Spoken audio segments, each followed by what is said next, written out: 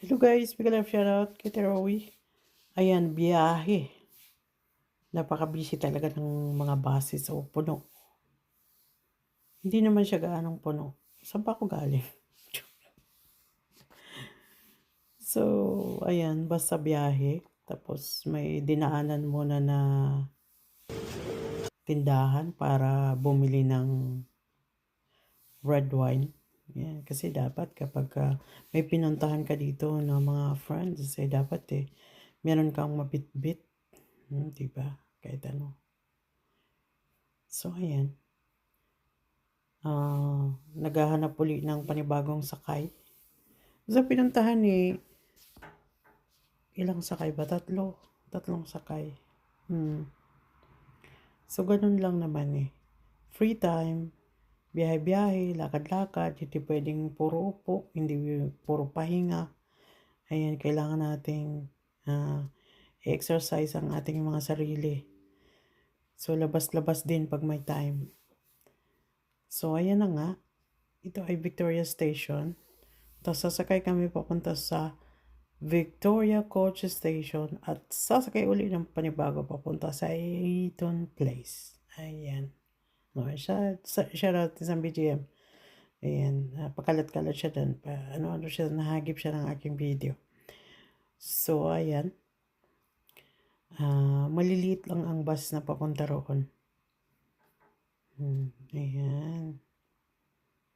Kasi meron kaming meeting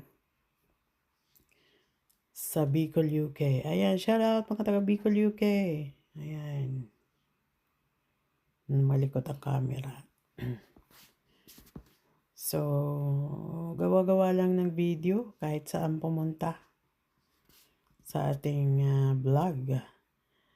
So, at least na ipapakita ko sa inyo ang aking mga pinupuntahang mga lugar dito na meron tayong mga ginagawa sa off day. Hindi lang laging park. Ayan. Meeting din sa mga friends. Ayan. So, basta Sabado, Linggo, ayan, busy-busy, lakad-lakad, minsan magsisimba, minsan mamasyal, minsan shopping, kunyari, ayan, galaw-galaw. So, buhay abroad, ganon.